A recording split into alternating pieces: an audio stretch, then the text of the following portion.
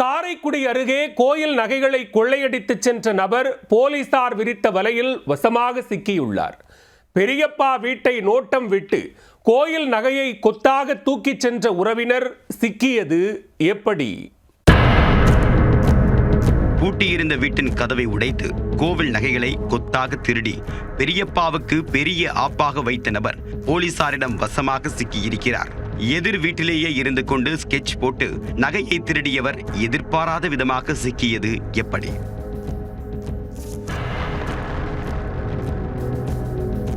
சிவகங்கை மாவட்டம் காரைக்குடி அருகே கருவியப்பட்டி கிராமத்தில் முத்துமாரியம்மன் கோவில் அமைந்துள்ளது.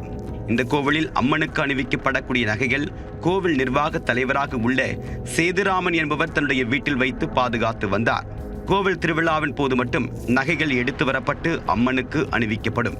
சேதுராமனுக்கு கருவியப்பட்டி சொந்த ஊர் என்ற போதும் அவர் கோவையில் தங்கி நகை அடகு கடை நடத்தி வருகிறார். கருவியப்பட்டி கிராமத்தில் உள்ள இவருடைய வீட்டில் யாரும் குடியிருக்காத நிலையில் கோவில் நகைகளை அங்கு பாதுகாத்து வந்துள்ளார். இந்நிலையில் செவ்வாய்க்கிழமை சொந்த ஊர் திரும்பிய போது வீட்டின் பூட்டு உடைக்கப்பட்டிருப்பதைக் கண்டு சேதுராமன் அதிர்ச்சி அடைந்துள்ளார். பிறகு உள்ளே சென்று பார்த்தபோது வைரம் பொதிக்கப்பட்ட 38 சவரன் கோவில் நகைகள் மற்றும் அவருக்கு சொந்தமான 65 சவரன் தங்க நகை திருடப்பட்டு இருப்பது தெரிய வந்துள்ளது. அத்துடன் வெள்ளி பொருட்கள் 50,000 ரூபாய் ரொக்கப்பணமும் திருடு போனதாக கூறப்படுகிறது. இது தொடர்பாக பள்ளத்தூர் காவல் நிலையத்தில் சேதுராமனின் மகன் செந்தில்குமார் புகார் அளித்துள்ளார். இந்த கொள்ளை சம்பவம் தொடர்பாக போலீசார் வழக்கு பதிவு செய்து விசாரணை மேற்கொண்டு வந்தனர். அந்த ஊரில் இதுவரை பெரிய அளவில் எந்தவிதமான திருட்டு சம்பவமும் நிகழாத நிலையில் இவ்வளவு துணிச்சலான திருட்டை வெளியாட்கள் யாரும் செய்திருக்க முடியாது என்று போலீசார் நம்பினர். மேலும் திருட்டு நடைபெற்ற வீட்டில் ஒரிஜினல் நகைகளுடன் சேர்ந்து ஏராளமான கவரி நகைகளும் வைக்கப்பட்டிருந்தன.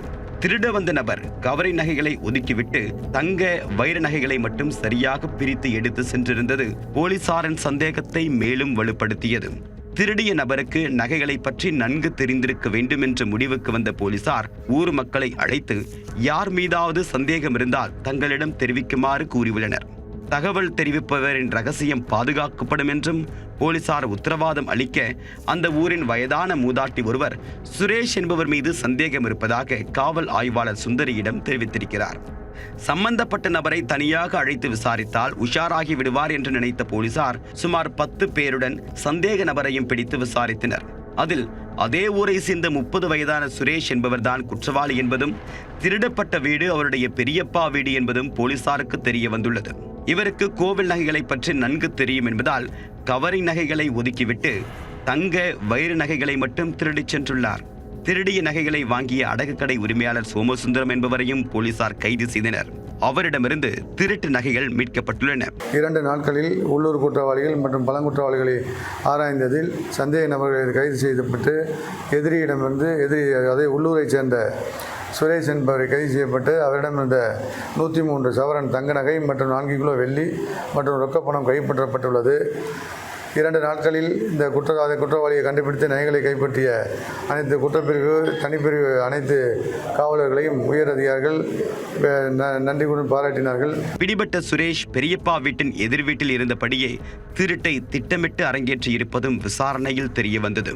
கோவில் நகைகளை கொள்ளையடித்த நபர்களை 48 மணி நேரத்தில் பிடித்த போலீசாரை பொதுமக்கள் பாராட்டி உள்ளனர்.